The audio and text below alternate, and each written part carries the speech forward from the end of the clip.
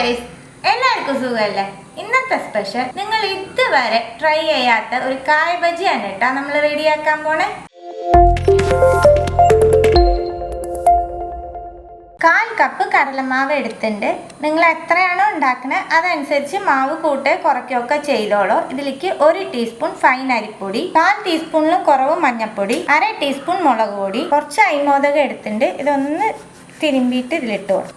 1/4 teaspoon കായപ്പൊടി, ഈ മാവിന് ആവശ്യമായിട്ടുള്ള ഉപ്പ് എല്ലാം ഒന്ന് മിക്സ് ചെയ്ത് കൊടുത്ത് വെള്ളം ചേർത്ത് ഇഡ്ഡലി മാവിൻ്റെ പാകത്തിന് നമുക്ക് മിക്സ് ചെയ്തെടുക്കാം. മാവ് മിക്സ് ചെയ്തിട്ടാൽ ഈ പാകം വേണം. നമ്മൾ ഏതിലാണോ മിക്സ് ചെയ്യണേ അതിൻ്റെ ബാക്കിൽ ഒരു വര വരയ്ക്കുമ്പോൾ ഇതുപോലെ കാണണം. ഇതാണ് മാവിൻ്റെ പാകം. നമുക്ക് ഈ മാവ് മാറ്റി വെക്കാം. ഒരു സവാള ചെറുതായിട്ട് മുറിച്ചെടുത്തിട്ടുണ്ട്. ഒരു പച്ചമുളകിൽ പകുതി എടുത്തിട്ടേ ഉള്ളൂ. കുറച്ച് മല്ലിയില, 1/2 ടീസ്പൂൺ മുളക് പൊടി, 1/4 ടീസ്പൂൺ ചാറ്റ് മസാല, ഈ മിക്സിന് ആവശ്യമായിട്ടുള്ള ഉപ്പ് എല്ലാം കൂടി മിക്സ് ചെയ്ത് വെക്കാം. ഈ മിക്സ് നമുക്ക് മാറ്റി വെക്കാം. 1 ടീസ്പൂൺ ഓയിൽ ചേർക്കുന്നുണ്ട്. എണ്ണ ചൂടാകുമ്പോൾ ഇതിൽ കുറച്ച് കപ്പലണ്ടി ഇട്ട് കൊടുക്കാം.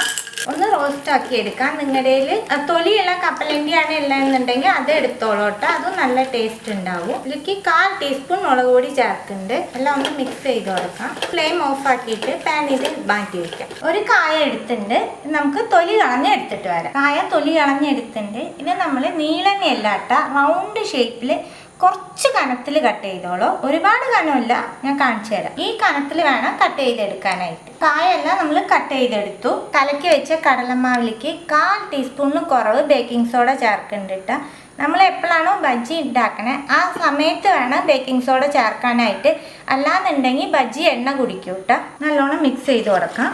നമ്മൾ മുറിച്ച് വെച്ചേക്കണ കായ മാവിൽ മുക്കി ഓരോന്നോരോന്നായിട്ട് ഇട്ട് കൊടുക്കാം.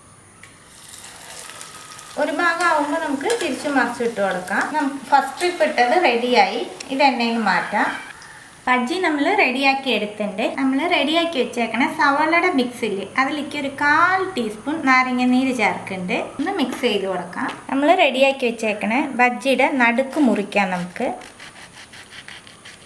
ഇതുപോലെ അടിഭാഗം മുട്ടരുതിട്ടാൽ ഇതുപോലെ മുറിച്ചെടുക്കാം. ഇതിൻ്റെ ഉള്ളിലേക്ക് റെഡിയാക്കി വെച്ചേക്കണ സവാളയുടെ മിക്സ് വെച്ച് കൊടുക്കാം.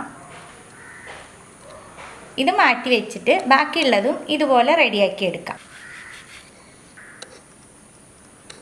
സവാള ഇട്ട് എല്ലാം റെഡിയാക്കി എടുത്തു. ഇനി ഇതിൻ്റെ മുകളിലേക്ക് നമ്മൾ വറുത്ത് വെച്ചേക്കണ കപ്പലണ്ടി ഇട്ട് കൊടുക്കാം.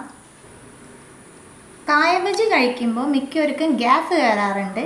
ഇതുപോലെ ഉണ്ടാക്കി കഴിച്ച് നോക്കൂ കേട്ടോ, ഒരിക്കലും ഗ്യാസ് കയറില്ല. ഇനി ബജി ഉണ്ടാക്കുമ്പോൾ എല്ലാവരും ഇതുപോലെ ഒന്ന് ട്രൈ ചെയ്ത് നോക്കൂ കേട്ടോ. അടിപൊളി ടേസ്റ്റാണ്. ശരിക്കും ഒരു വെറൈറ്റി ബജി കഴിക്കുന്ന പോലെ ഉണ്ടാവും. എല്ലാവരും ട്രൈ ചെയ്ത് നോക്കിയിട്ട് നിങ്ങളുടെ ഫീഡ്ബാക്കൊക്കെ അറിയിക്കുക. പുതിയ റെസിപ്പി ആയിട്ട് അടുത്ത വീഡിയോയിൽ കാണാം. See you.